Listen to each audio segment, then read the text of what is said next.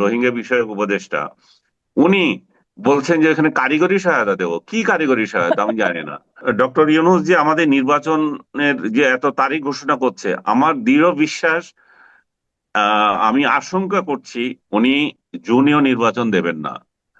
কারণ উনি জুনের মানে কথা বলছেন। 26-এ জুনেও দিবেন না?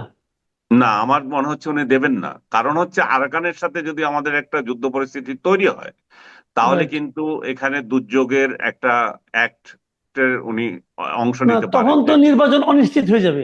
জনাব আনিস আলমগীর, আপনাকে আমাদের অনুষ্ঠানে স্বাগত জানাচ্ছি। আশা করি আপনি আমাকে শুনতে পাচ্ছেন। শুনতে পাচ্ছি। জনাব আনিস আলমগীর, আজকে আলোচনার শুরুতেই আমি আপনার একটা স্ট্যাটাস দিয়ে শুরু করতে চাই। আপনি আজকে একটা স্ট্যাটাস দিয়েছেন যে আপনি জানতে চেয়েছেন যে আগে যেমন একটা নিয়ম ছিল যে প্রধানমন্ত্রী বাইরে থেকে এসেই একটা প্রেস কনফারেন্স করতেন, ইউনূস সাহেব কেন প্রেস কনফারেন্স করছেন? এখানে আপনি 2-3টা সন্দেহের কথা বলেছেন, ওগুলো আপনার মুখে শুনতে চাই। আপনার এই স্ট্যাটাসের নিচে আবার দেখলাম একজন প্রশ্ন করেছেন, হুম। মিস্টার মামুন খলিল, উনি প্রশ্ন করেছেন যে আপনি তো একটা প্রশ্ন করলেন, উনি আরেকটা প্রশ্ন করেছেন যে একটা তো প্রথাগত নিয়ম আছে, একটা কনভেনশন আছে যে প্রধানমন্ত্রী বিদেশ থেকে ফেরত এসে রাষ্ট্রপতির সঙ্গে একটা সৌজন্য সাক্ষাৎ করেন এবং জানান কি আলাপ হলো না হলো। ইউনূস সাহেব সেটাও করেন না। হুম। তো এই দুটো ব্যাপারে আপনার স্ট্যাটাস পুরোটা আপনি কি লিখেছেন সেটা একটু বলবেন, কেন লিখেছেন, আপনি কি মনে করেন সেটা বলবেন, এবং মামুন খলিলের ওই প্রশ্নের জবাবে আপনি কি বলবেন সেটাও একটু আমরা একটু শুনতে চাই।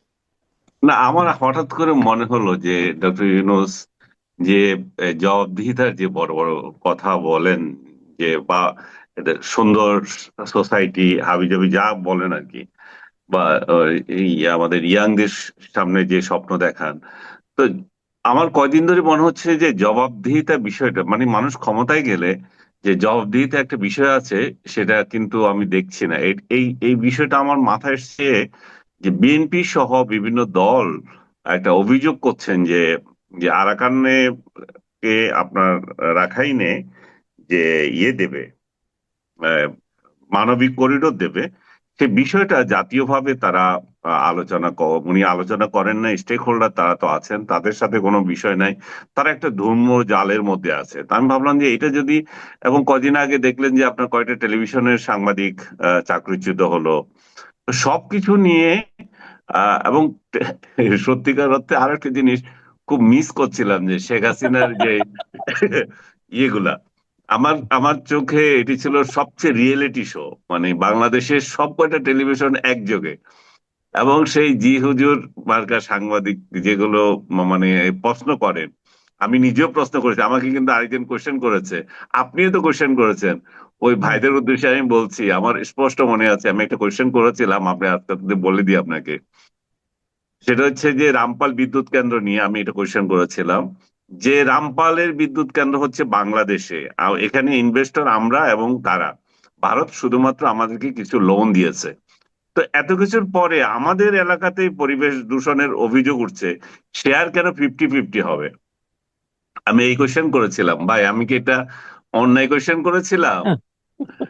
যে আমার দেশে সবকিছু হচ্ছে, টাকাও 50-50, কিন্তু ল্যান্ডটা তো আমার, পরিবেশ আমার ধ্বংস হচ্ছে, তারপরে 50-50 কেন? যারা এগুলো বুঝে তারা বুঝে, আর যারা যে সমস্ত গর্দভ লোকজন এগুলো সমালোচনা করে তাদের করার কিছু নাই। তো এরপরে কিন্তু আমি আর প্রাইম মিনিস্টারের ইয়ে প্রেস কনফারেন্সে দাওয়াত পেয়েছি, কিন্তু সব সময় পাইনি। যতদিন আমি পজিশন হোল্ড করেছি তারা আমাকে দাওয়াত দিয়েছে, সেটা সত্য। কিন্তু কোশ্চেন করার সুযোগ আর পাইনি। আমি হাত তুলেছি কিন্তু কোশ্চেন আর ফ্লোর আমাকে দেওয়া হয়নি। যাই হোক, সে একটা ভিন্ন ভিন্ন বিষয়, এবং সে মজাটা আমরা সবাই নিতাম, যে ওইখানে গিয়ে দেখতাম যেভাবে নতজানু হয়ে, নতজানু কি, মানে ফানি ফানি, মানে ইয়ে আর কি, যে সাংবাদিক সুলভ না। এটা করার পেছনে শেখ হাসিনা, আমি আরো একদিন বলেছিলাম একটা টক শোতে, এটা আসলে শেখ হাসিনাকে আমরা পাওয়া হয় এর মাধ্যমে। উনি রাষ্ট্রের একটা প্রধান হিসাবে উনি যে আমাদের মুখোমুখি হচ্ছেন, এটা আমরা মিসইউজ করছি। কিন্তু উনি তো দেখা দিচ্ছেন, ওনার কিছু উল্টাপাল্টা যে যেভাবে হোক বা সত্য, সবকিছু তো এখানে আসে। ওনার যে দৃঢ়তা থাকে, ওনার যে কনফিডেন্স নিয়ে উনি কথা বলেন, এবং আমি শেখ হাসিনার সত্যি এই জায়গায় প্রশংসা করতে হবে যে উনি কিন্তু অপ্রস্তুত কোনো ছিলেন না কোনো কোশ্চেনে। উনার কাছে কিন্তু তথ্য থাকতেও, এবং উনি স্টাডি করে আসতেন। বরং কেউ ভুল তথ্য দিলে উনি সঙ্গে সঙ্গে দেখতেন, না এটা তো এই। উনার একটা অভিজ্ঞতা হয়ে গেছিল দীর্ঘদিনের শাসন করার প্রেক্ষিতে, বোধহয় সেই অভিজ্ঞতাটা ওনার হয়ে গেছিল, এবং উনি ভালোভাবে সংবাদ সম্মেলন পরিচালনা করতে পারতেন। তো আমাদের এখনকার সমাজে আমাদের সাংবাদিকদের হেয় করার জন্য প্রায় সময় বলা হয় যে ওই যে জি হুজুর কোশ্চেন করতো, সেই আপা আসলাম তেল দিতে, হ্যাঁ, প্রশ্ন করতে এসেছি না প্রশংসা করতে এসেছি, যারা বলতো। তা আমি, আমার দেখার ইচ্ছা যে ডক্টর ইউনূস আসলে কি করতেন, যে উনি উনার উনার যদি প্রেস কনফারেন্স করতেন, এখানে কারা কি ধরনের তেল কি পর্যায়ে দেয় আমি সেটা দেখতাম। কারণ যারা তেল মারতো তারা তো বিভিন্ন জন চাকরিচ্যুত, তারা তো আর দাওয়াতও পাবে না এখানে। তো যারা এখন নব্য আছেন, যারা বলতেন যে শেখ হাসিনার ওখানে তেল মারে আসে, এই এই শ্রেণী যারা এখন বিভিন্ন মিডিয়া দখল করে আছে, যারা এই সরকারের গুণগান গাইতেছে, তারা ডক্টর ইউনূসের সামনে গিয়ে কি কোশ্চেন করতো সেটা আমার দেখার আগ্রহ ছিল। সেই সেই সূত্র থেকে আমি বলছি যে উনি কেন প্রেস কনফারেন্স করেন না, এবং উনি কেন শুধু সিলেক্টিভ কিছু লোককে ইন্টারভিউ দিলেন, বাকিদের কোনো খবর নেন না, এবং বাংলাদেশি মিডিয়াকে উনি বরাবরই অ্যাভয়েড করে বিদেশি মিডিয়াকেই আহ, প্রাধান্য দিচ্ছেন। বিদেশি মিডিয়াকে প্রাধান্য দেওয়ার একটা যুক্তিও থাকতে পারে অবশ্য, যে ওইখানে তো আমি একটা ইন্টারভিউ দিলে তোমরা সবাই একযোগে সেটাই প্রকাশ করো, আমার আর এতগুলো ইন্টারভিউ দেওয়ার দরকার তো হয় না। যাই হোক, আরেকটা বিষয় আমি বলছিলাম যে উনি কি আসলে সাংবাদিকদের ভয় পায় কিনা, জি। সত্যিকার অর্থে তেলতেলে এই সংস্কৃতি উনি চাচ্ছেন না, এটা একটা হতে পারে। আরেকটা হচ্ছে সাংবাদিকদের কঠোর প্রশ্নে উনি ভয় পান। আরেকটা হচ্ছে উনি যে এখন একটা মিডিয়া সেল, ওনার যে উইং আছে, সেটা এত স্ট্রং যে হয়তো তাদের মাধ্যমে উনি যা বলা সেটা বলে দিচ্ছেন, বাকিদের আর দরকার নাই। তাদেরকে তো এই দায়িত্ব দিয়ে দিয়েছেন যে উনি যে বিশ্বের সেরা একজন সরকার প্রধান, এটা তারা যথাযথভাবে তুলে ধরছে। আমি বলবো যে লোকজন তাদেরকে সমালোচনা করুক, কিন্তু তারা কিন্তু তাদের মনিবের কাজটা ঠিক মতোই করছে, সেই জায়গায় কিন্তু তারা সফল। এই সফলতার সঙ্গে তারা যে দায়িত্বটা পালন করছে, তো এত সফল দায়িত্ব পালন করার পর হয়তো উনি মনে করছেন যে আমার কি দরকার আর নতুন করে কাউকে ইয়ে করার, আমার propaganda team enough for this purpose. আচ্ছা, এই এখানে দিক একটা থেকে প্রশ্ন, আমি একটা সাপ্লিমেন্টারি কোশ্চেন এখানে করি, সেটা হলো গিয়া এই যে আপনি বললেন যে কঠিন প্রশ্নকে ভয় পায় কিনা, তো আমরা তো আবার আরেকটা জিনিস দেখলাম যে উনি তো প্রধান উপদেষ্টা, ওনার একজন আপনার বিষয় সংস্কৃতি বিষয়ক উপদেষ্টা দেখলাম এক কঠিন প্রশ্নের কারণে জেরবার হয়ে কি কি ঘটনা হুম, ঘটে এগুলো ইন দ্য মিটিং। আপনি হুম, এগুলো তো আপনি বললেন একটুখানি। হুম, হুম। এই ধরনের বরঞ্চ আমি তো মনে করি সাংবাদিকদের জন্য এই ধরনের প্রেস কনফারেন্স না করাই ভালো। কারণ এই ছোট উপদেষ্টাই যদি এই অবস্থা হয়, তো প্রধান উপদেষ্টাকে কি প্রশ্ন করলো, কি বিপদে পড়লো, পরে দেখা গেলো যে প্রতি সপ্তাহে দুইজন তিনজন করে সাংবাদিকের চাকরি যেত, তাহলে এটা কি ভালো হতো না? আমি আমি এটাকে একটু ভিন্নভাবে দেখি। আমি বিশ্বাস করি না এটা ফারুকীর কারণে, ফারুকীর নির্দেশে এদের কারো চাকরি গিয়েছে। চাকরি যাওয়ার দুইটা রিজন আমি বলি। একটা হচ্ছে যে তারা যে কোশ্চেন করেছে, সেই কোশ্চেনের প্রেক্ষিতে সোশ্যাল মিডিয়ায় একটা অপপ্রচার, তাদের বিরুদ্ধে এক ধরনের থ্রেট দেওয়া হয়েছে, এবং ওই টেলিভিশন স্টেশন গুলোকে হামলা হুমকি দেওয়া দিয়েছে। আমি সংগঠনের নাম মনে করতে পারছি না এই মুহূর্তে। হ্যাঁ, এবং জুলাই একটা ইয়ে আছে, জুলাই ফাউন্ড কি যেন একটা রেভলিউশনের আছে, পক্ষে ওরকম রেগুলেশন। করে। হ্যাঁ, হুম। right. এই জাতীয় একটা সংগঠন এটা দিয়েছে। এখন যেটা হচ্ছে সরকারের ফারুকী নিজে এবং আমাদের তথ্য উপদেষ্টা দুইজনই বলেছেন যে না, আমাদের তরফ থেকে এরকম কোনো কিছু ঘটেনি, আমি তাদেরকে বিশ্বাস করছি। কিন্তু যে জিনিসটা ঘটেছে সেটা হচ্ছে যে তাহলে সরকার কি ব্যবস্থা নিয়েছে, যে এরকম একটা হুমকি যে দিচ্ছে মিডিয়া দখল কর, মিডিয়াকে হামলা করার, তো সরকারের তরফ থেকে সেখানে কি করা হয়েছে? এই মব বাহিনীর বিরুদ্ধে তো সরকার কিছু করেনি। তো পক্ষান্তরে যতই বলুক যে আমাদের হাত নেই, আবার একদিক দিয়ে তারা এটাকে সমর্থনও করেছে, এই চাকরিচ্যুতি। অনেকে বলেন, আরেকটা জিনিস হচ্ছে যে প্রশাসন যারা দায়িত্বে ছিলেন, তারা কি সেটা এড়াতে পারতেন কিনা, তারা এই হুমকি মোকাবেলায় নিজেদের দৃঢ়তা নিয়ে যে না আমরা কেন এদেরকে চাকরিচ্যুত করব, কারণ কোশ্চেন করার অধিকার তো সবার আছে, উত্তর না রাইট, দেওয়ার অধিকারও আছে। তো আমরা রাইট। আগে আগে বলতাম যে তৈলাক্ত কোশ্চেন করা হচ্ছে, এখন কঠিন কোশ্চেন করা হচ্ছে, সেটাতে আপনি বাধা দিচ্ছেন কেন? হোক সে যে পক্ষের সাপোর্টার হোক, সে যাদের একটা সে আমি আমি মনে করি যে এই 8 মাসের মাথায় যে ন্যারেটিভ নিয়ে এই কোশ্চেন গুলো করা হয়েছিল যে সাংবাদিকরা, সেটা আমি সমর্থন করি না। কিন্তু রাইট। তার কোশ্চেন করাকে আমার সমর্থন আমি না করে পারছি না। সাবজেক্টটা আমি হয়তো পছন্দ করছি না, তাদের এইভাবে বলা উচিত হয়নি, কিন্তু তাদের এই কোশ্চেন করার জন্য তাদের চাকরি চলে যাবে, সেটা আমি সমর্থন করতে পারি না। কারণ জি। তাহলে কি হলো, তাহলে পার্থক্য কোথায় রইলো? আপনি যে বড় বড় কথা বলেন যে সাংবাদিকরা তৈলাক্ত কোশ্চেন করে, তাহলে সাংবাদিকরা তৈলাক্ত কোশ্চেন না করলেও তো বিপদে আছে, তাই এটাই না? বলেন। সাংবাদিকদের তো দুই ধরনের বিপদ। আমরা শুরু থেকেই জানি যে সকল হুম। রাজনৈতিক দল এই সরকারকে এক ধরনের নিঃশর্ত সমর্থন দিচ্ছিল, অন্ততপক্ষে প্রকাশ্যে দিচ্ছিল। হুম। আজকে দেখলাম যে মে দিবসের প্রোগ্রামে বিএনপির যে ভারপ্রাপ্ত চেয়ারম্যান তারেক রহমান, উনি একটা কথা বলেছেন যে হুম। অন্তর্বর্তী সরকারের প্রতি অনির্দিষ্টকালের জন্য সমর্থন রাখা যৌক্তিক নয়। হুম। এই যে কথাটা বলছেন উনি, হুম। তাহলে কি এই প্রকাশ্যে সমর্থন দেওয়া অথবা প্রকাশ্যে বিরোধিতা না করার যে আমরা দৃশ্যগুলি দেখেছিলাম গত 9 মাস, সেটা কি পরিবর্তিত হতে যাচ্ছে আপনার কাছে মনে হয়? আমি মনে করি যে উনি অনেক দেরিতে বলতেছেন এটা। এই ঘটনা ঘটে গেছে বা জনগণ জানতেছে এখন।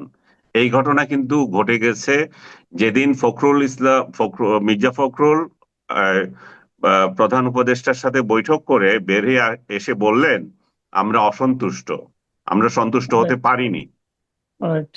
এটাতেই কিন্তু দারুণ একটা মেসেজ ছিল যে আপনি যা ইচ্ছা তা করবেন, সেটা আমরা মেনে নেব না। এবং সেটাই হওয়ার উচিত ছিল।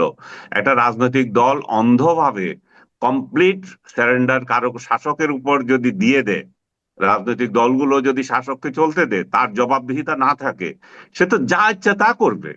এবং ডক্টর ইউনূস তাই করছিলেন। এবং এবং তার অনেকগুলো লক্ষণ তো আছে, আপনি নিজেই জানেন। আরাকানের বিষয়টা সহ, যেটা আমরা শুরুতে বলছিলাম, যে ওনারা কি ডিসিশন নিচ্ছেন সেটা এখানে স্টেক হোল্ডারদের কাউকে জানাচ্ছেন না, তারপরে বলছেন যে আমরা তো একটা নীতিগত সিদ্ধান্ত নিয়েছি। উনি কিভাবে নীতিগত সিদ্ধান্ত নিতে পারেন? ওনার উপদেষ্টা কিভাবে বলতে পারে যে আমরা নীতিগত সিদ্ধান্ত নিয়েছি, যখন বিএনপি সহ ধরলাম আওয়ামী লীগকে আপনি গণায় ধরেন না? অন্য অন্য রাজনৈতিক দলগুলো তো আছে, তাদের সাথে তো আপনি সম্মিলিত ভাবে বসতে পারতেন, কথা বলতে পারতেন। কি ডিসিশন নিচ্ছেন? জাতিকে তো অন্ধকারে রাখতে পারেন না আপনি। বিএনপি সেদিনে ভুল করেছে, সেদিন রাইট ছিল বেরোয় এসে যেটা বলেছেন যে আমরা চরম ভাবে আপনারা অসন্তুষ্ট, এবং মানুষ ধরে নিয়েছিল যে এখন শুধরানোর ওনার সময় আছে ডক্টর ইউনূসের, এবং রোড ম্যাপ ক্লিয়ার করা দরকার আছে। কিন্তু পরের দিন বিএনপি পুরো উল্টো দিকে 360 ডিগ্রি উল্টো গিয়ে বলল আমরা ডক্টর ইউনূসকে সমর্থন দিয়ে যাব। এবং এটা আহ, সম্ভবত নজরুল ইসলাম খান দিয়েছিলেন এই জি, বক্তৃতা। জি, আমি জি। সেদিনই ধরে নিয়েছি বিএনপির রাজনীতি আজকে এখানে শেষ।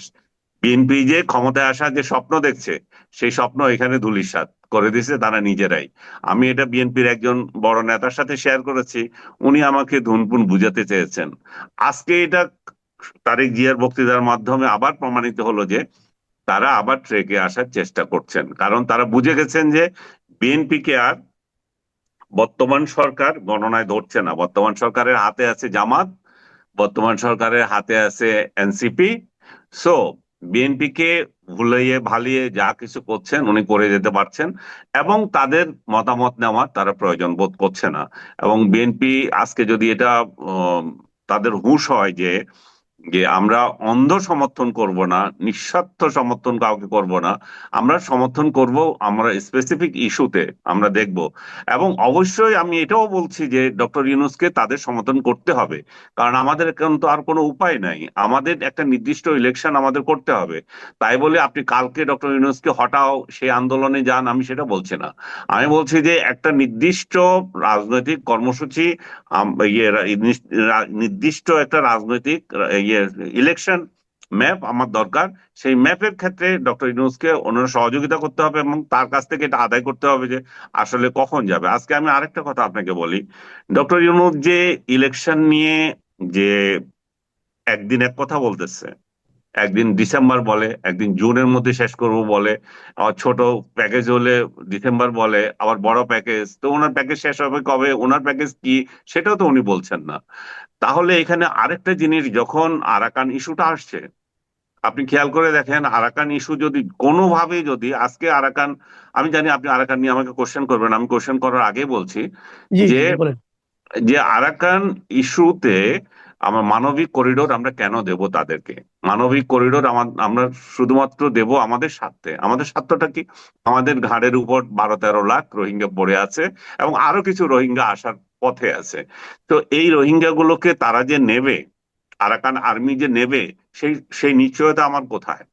তাদের সাথে আমাদের বৈঠকে কি এটা কোনো শর্ত পূরণ হয়েছে যে আমরা তাদেরকে কেন মানবিক সহায়তা দিতে যাব, করিডোর দিতে যাব? এই করিডোরটা কি আসলে, করিডোর কি সেটাও আমাদের কাছে ক্লিয়ার না। এবং করিডোর কি দ্বিপাক্ষিক না একপাক্ষিক? করিডোর দিয়ে কি যাবে এবং এটা কতদিন হবে? এবং এখানে যে ইন্টারেস্টেড পার্টি আছে, জাপান, সরি, চীনা আছে, ভারত আছে, তাদের বড় ইনভেস্টমেন্ট আছে সেখানে। তো তারা মানবিক সাহায্যের জন্য যদি দরকার হয়, জাতিসংঘ আমাদেরকে খুঁজতেছে কেন?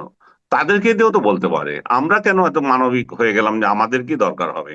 তাহলে এখানে রাশিয়া আছে এবং অবশ্যই অবশ্যই আমেরিকান তো আছেই, এই যে আরাকান আর্মির পেছনে। তো এখানে যদি তারা একটা নতুন একটা রাষ্ট্র করতে চায়, সেটাও যদি আমাদের সমর্থন থাকে, তাহলে আমরা কোন শর্তে সেই সমর্থন দেব, সেগুলো কিন্তু ক্লিয়ার হওয়া উচিত। এবং আমাদের উপদেষ্টা, যিনি হঠাৎ উদিত হয়েছেন, রোহিঙ্গা বিষয়ক উপদেষ্টা, উনি বলছেন যে এখানে কারিগরি সহায়তা দেবো। কি কারিগরি সহায়তা আমি জানি না।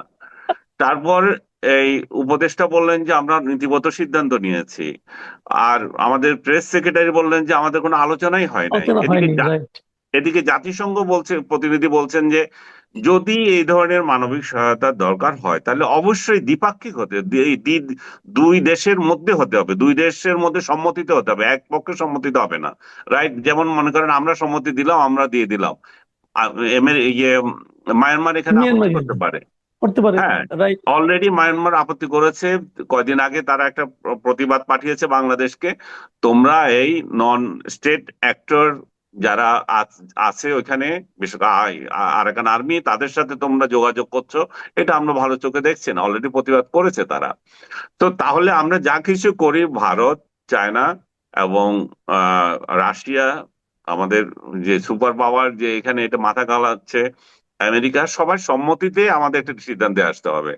আমরা নিজে এমন কিছু করা উচিত না যেটাতে আমাদের সার্বভৌমত্ব হুমকি হয়ে দাঁড়ায়, আমাদের নিরাপত্তা হুমকি হয়ে দাঁড়ায়। আমরা স্টারলিংকে বাংলাদেশে অপারেশনের অনুমতি দিয়েছি। আপনি খেয়াল করে দেখেন, তারা পার্বত্য চট্টগ্রাম দিয়ে তাদের কর্মসূচি শুরু করছে। এইটা কিন্তু স্যাটেলাইট ফোন, যেখানে যেখানে যেখানে আপনি কোথা থেকে কার সঙ্গে করছেন আপনার অধিকারের মধ্যেই থাকে। এখানে রাষ্ট্র নিয়ন্ত্রণের খুব একটা প্রয়োজন থাকে না। তো সেই দুর্গম এলাকায় আপনি কমিউনিকেশন করছে, এই দুর্গম এলাকায় আমি সহযোগিতা যখন করতে যাচ্ছি, এই সহযোগিতা কে কে পায়? এই সহযোগিতা আরাকান আর্মি পাবে। এই সহযোগিতা বাংলাদেশের অভ্যন্তরে বাংলাদেশ বিরোধী যে সমস্ত নন স্টেট অ্যাক্টর গুলো আছে, বিদ্রোহী গ্রুপ আছে, তারা পাবে। ভারতীয় অ্যাক্টররা পাবে। সো আমরা কিন্তু এখানে আরেক ধরনের হুমকি ডেকে আনছি। হ্যাঁ, এই যে ডক্টর ইউনূস যে আমাদের নির্বাচনের যে এত তারিখ ঘোষণা করছে, আমার দৃঢ় বিশ্বাস, আমি আশঙ্কা করছি উনি জুনেও নির্বাচন দেবেন না। কারণ উনি জুনের মানে কথা বলছেন। 26-এ জুনেও দিবেন না? না, আমার মনে হচ্ছে উনি দেবেন না। কারণ হচ্ছে আরাকানের সাথে যদি আমাদের একটা যুদ্ধ পরিস্থিতি তৈরি হয়, তাহলে রাইট। কিন্তু এখানে দুর্যোগের একটা অ্যাক্টের উনি অংশ না, নিতে পারেন। তখন তো নির্বাচন অনিশ্চিত হয়ে যাবে। হ্যাঁ, নির্বাচন অনিশ্চয়তার মধ্যে পড়বে। সংবিধানের 123 3 ক ধারা অনুযায়ী উনি অনির্দিষ্টকালের জন্য নির্বাচন বন্ধ করতে পারেন। সেই সেই সম্ভাবনা কিন্তু আমরা মানে মানে এইটা দুর্যোগকালীন যে সমস্ত আপদ আসে, যে আপনার ঘূর্ণিঝড় হেন তেন, এগুলাতে নির্বাচন বন্ধ করা যায় না। কিন্তু যুদ্ধ হলে আপনার নির্বাচন বন্ধ করা যায়। আমার মনে হচ্ছে উনি উনি ওই দিকেও চিন্তা করতে পারেন যে ওরকম পরিস্থিতি। কারণ এখন কেন উনি যুদ্ধ যুদ্ধ করতেছেন, যুদ্ধের প্রস্তুতি নিতে বলছেন, এই বার্তা ওগুলো কেন দিচ্ছেন উনি? মানে ভারত পাকিস্তানের যুদ্ধ হচ্ছে আমাদের কি? হুম। আমরা কেন যুদ্ধের বার্তা দেব আমাদের জনগণকে? জি, আমাদের জি। জনগণ কেন প্রস্তুত থাকবে? আমরা কেন প্রস্তুতি নিব? এই এই এগুলো কি মেসেজ? ভারত পাকিস্তান যে যুদ্ধ করছে, আমাদের যেটুকু করণীয়, সেটা আমি গত সপ্তাহে বলেছি হয়তো আপনাকে, যে আমরা চুপ থাকা, আমাদের নিরপেক্ষ থাকা দরকার। কারণ আমাদের নিরপেক্ষতার একটুখানি ক্ষুণ্ণ যদি হয়, আমাদের স্টেটমেন্ট যদি উল্টাপাল্টা হয়, তাহলে ভারত আমাদেরকে যে যে চোখে এখন দেখছে এই সরকার আমলে, আমাদেরকে বলবে যে আমরা পাকিস্তানের সাথে মিলে আমরা তাদের বিরুদ্ধে শত্রুতা করছি। সো এখানে তারা অ্যাকশন নেওয়ার জন্য প্রস্তুতি নিয়ে থাকবে। আমাদের তো দরকার নাই এগুলো নিয়ে কথা বলা, আমাদের বারবার জি। বলছে যে আমাদের ল্যান্ড আমরা ইউজ করতে দেব না, এবং আমরা ভারতের বিরুদ্ধে, সেভেন সিস্টারের বিরুদ্ধে আমাদের এখানে কোনো কার্যক্রম হচ্ছে, হবে না, সেটাও আমরা ভারতকে নিশ্চয়তা দেব। আমরা শান্তিপূর্ণভাবে সহ অবস্থান চাই, আমরা মায়ানমারের সাথে সহ অবস্থান চাই, ভারতের সাথে সহ অবস্থান চাই, এবং ভারত পাকিস্তান দুই দেশেরও সহ অবস্থান চাই। কারণ আমরা এই মনে করি যে এই অঞ্চলে কোনো একটা দেশের অশান্তি যদি সৃষ্টি হয়, সেটা আহ, যে আমাদের এখানেও লাগবে। জি, অনেক ধন্যবাদ জনাব আনিস আলমগীর। আমি প্রত্যাশা করি যে আপনার এই শেষ আশঙ্কাটা হুম। বাস্তবায়িত না হোক। কারণ যদি এই শেষ আশঙ্কা বাস্তবায়িত হয়, কার লাভ হবে জানি না, কিন্তু জাতি হিসেবে আমরা ক্ষতিগ্রস্ত হব। প্রিয় দর্শক, আপনারা শুনলেন আনিস আলমগীর কিন্তু অনেক বড় ধরনের একটা আশঙ্কার কথা বললেন, এবং এছাড়াও উনি অন্যান্য প্রসঙ্গে যে সমস্ত ব্যাখ্যা দিয়েছেন, এই ব্যাখ্যা সবগুলো আপনার সঙ্গে হয়তো আপনাদের একমত হওয়ার দরকার নেই, কিন্তু আমি প্রত্যাশা করি ওনার বক্তব্যগুলো আপনাদের ভিন্ন একটা চিন্তার দরজা উন্মুক্ত করবে। আপনি ভালো থাকবেন। আগামীতে আবারও দেখা হবে, কথা হবে। আল্লাহ হাফিজ।